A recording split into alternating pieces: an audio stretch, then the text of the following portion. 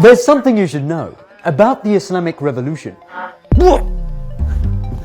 It's the 40th biscuit! And we're celebrating the 40th anniversary of the Islamic Revolution. Life begins at 40, and Imam Khamenei said, in the life of civilizations, the 40th year anniversary is the beginning of the intellectual growth and movement. The 40th year does not represent old age, rather it is a period of blossoming, and this blossoming will continue to prevail, inshallah. In 1979, the Islamic Revolution took place. The Western-backed monarchy of the Shah was overthrown, and the Islamic Republic was formed, promising to defend the rights of the oppressed and establish the principles of Islam and Imam Mahdi on the global stage. But how much progress has the Muslim world, particularly Iran, made since then? Here are 10 ways out of many in which the Islamic Republic of Iran has progressed.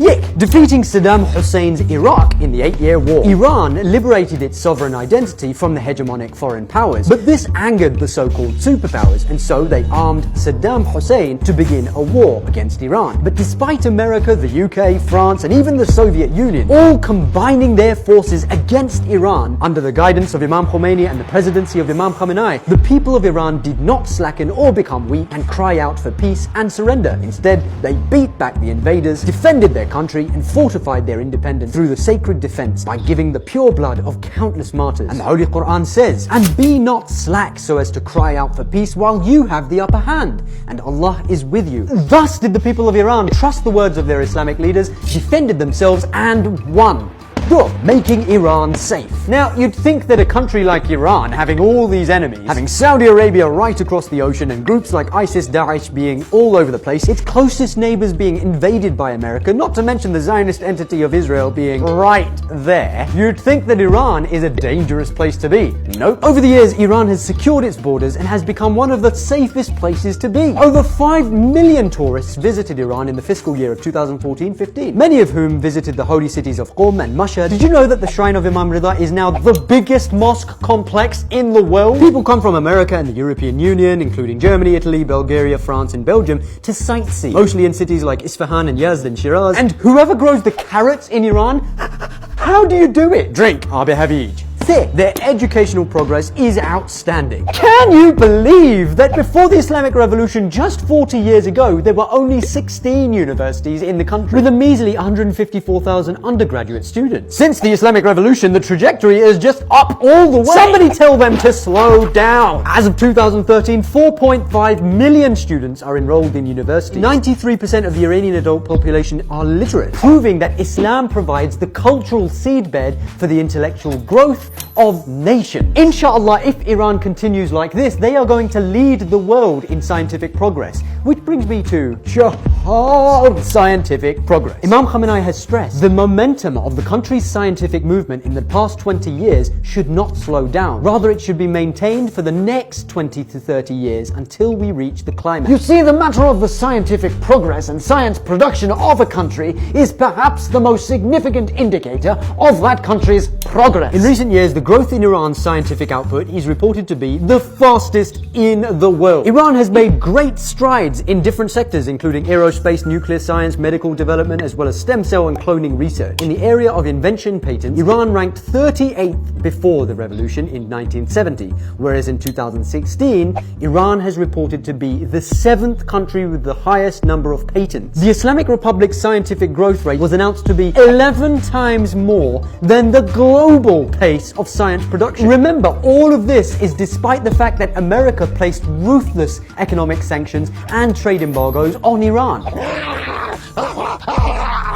But the people of Iran turned the challenge into opportunity. Imam Khamenei said, sanctions surely create some problem for the country. There is no doubt about this, but sanctions have helped us to open our eyes upon our own resources. We had many capacities, but we were not aware of them. We used to ignore them, but when they imposed sanctions on us, we collected ourselves. We looked around and we found the existing domestic capacities and we benefited from them.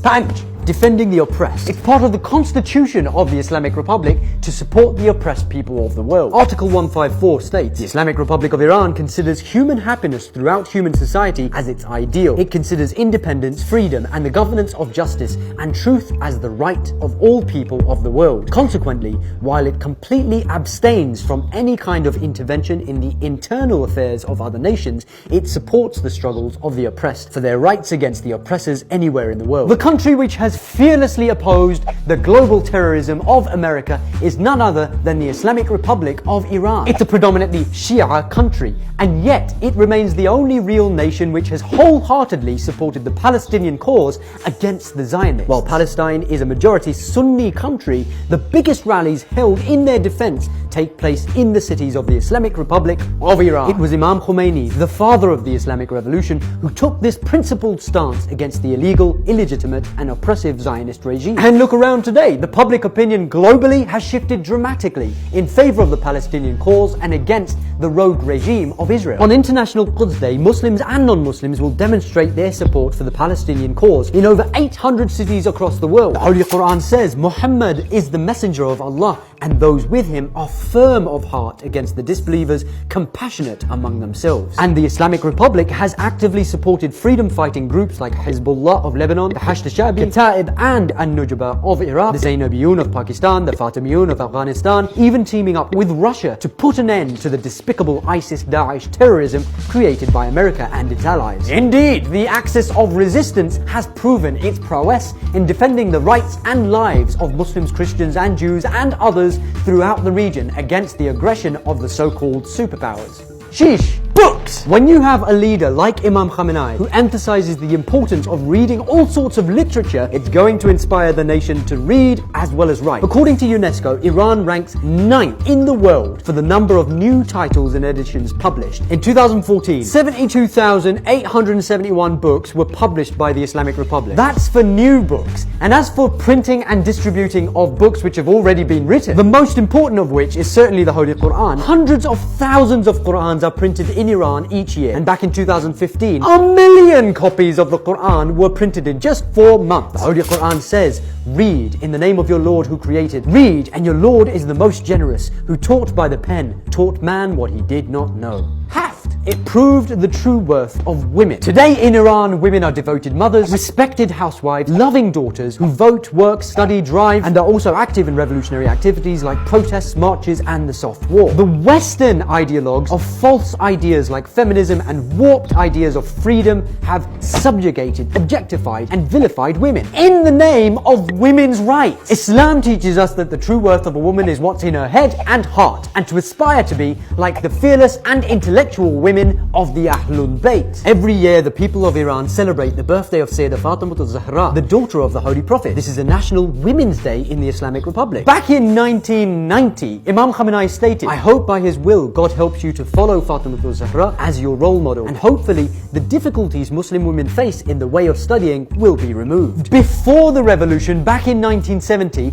54% of women in Iran were illiterate. By the year 2000, that figure went down to just 17.30%. Iranian female education went from a 46% literacy rate to 83%. But it didn't stop there. Back in 1996, Imam Khamenei said, I advise families to let their daughters study. May God forbid that parents, on the pretext of religious observances, think they should stop their daughters from continuing their higher education. No, religion has not said so. Religion does not make any difference between girls and boys when it comes to receiving an education. If your son is following his higher education, let your daughter pursue the same. Let our young girls study, learn, get education, find their status and value it. To understand how baseless and untrue the global imperialism propaganda about women is. Yes, by implementing the pure Mohammedan Islam, Iran managed to create a safe, ethical and respectable environment which encourages women to study and be the best that they can be in their mind, body and soul. Back in 1990, Imam Khamenei also emphasized, try as hard as you can to particularly encourage and educate female students and make them progress in science. According to UNESCO data from 2012, Iran has more female students in engineering fields than any other country in the world. During the last few decades, Iranian women have had significant presence in Iran's scientific movement, art movement, literary new wave, and the new wave of Iranian cinema. Women accounted for 56% of all students in the natural sciences professors, including 1 in 5 PhD students. 49.8% of the university students in Iran are women. Before the Islamic Revolution, back in 1935,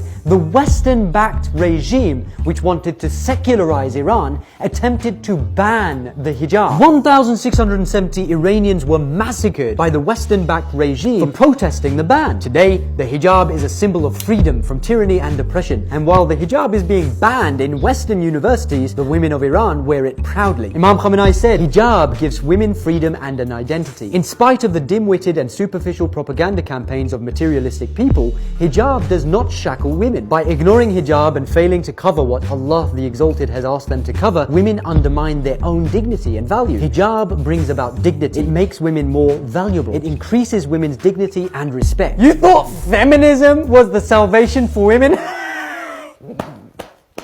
Hashed propagation of Islam. Iran is a nation of research, not only in the fields of engineering, chemistry, stem cell research, medicine and other such sciences, but also in the Islamic discourses, which provide theological and ethical direction for the contemporary issues of the world. They are proving through their research that Islam is the backbone of sciences like physics and chemistry and even the humanities. Imam Sadiq, the 6th Imam, foretold that soon Kufa will become empty of the faithful, and knowledge will go out of Kufa as a snake goes out of its lair. Then the knowledge will appear in a land called Qum. It will become the center of knowledge and merit. No one, not even the women at home, will be unaware of the religion of God. This will be close to the time of the reappearance of our Qa'im, Imam Mahdi. But just how much has Iran advanced the acquisition of Islamic knowledge since the revolution? Well, as well as the traditional houses in Iran, Al-Mustafa International was founded in 1979, an international academic Islamic and Hausa institute. Its objectives include instructing jurists, researchers, teachers, muballighin,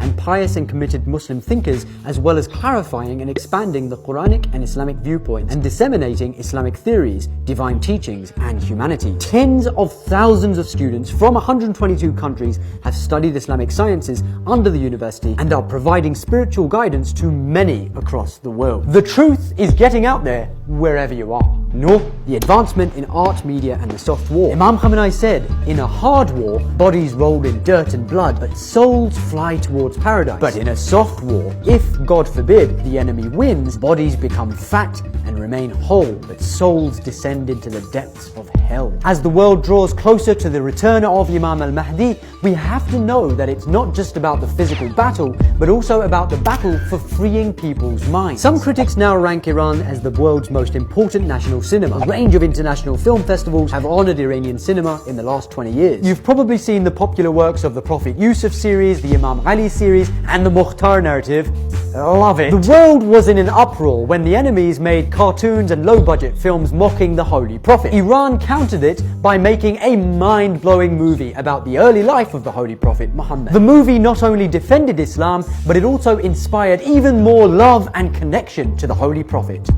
Preparing for the return of Imam Mahdi. The biggest accomplishment so far has been to wake people up. And of course, it's not just about Iran. Had China implemented Islam, we would pray for China's success. Had the Islamic Republic been formed in Norway or in Brazil or Singapore, it would have been those places which were paving the way for the return of Imam Mahdi. But the point is, Iran and its people have accomplished what no others have. And the ripples of this achievement are felt globally, not only by Muslims but Christians and Jews and others as well. Imam Zain al-Abidin, the 4th Imam, said, "Certainly those who believe in his Imam Mahdi's imamate and await his advent are superior to the people of all time. Allah the Almighty has bestowed them with such a degree of intelligence and understanding that they see the Imam even though he is in occultation. Allah considers them like those soldiers who fought with their swords in the company of the Holy Prophet. They are our true and devout Shia. These are those who invite others towards the religion of Allah openly and secretly." Inshallah, what Iran has started, the global oppressed will continue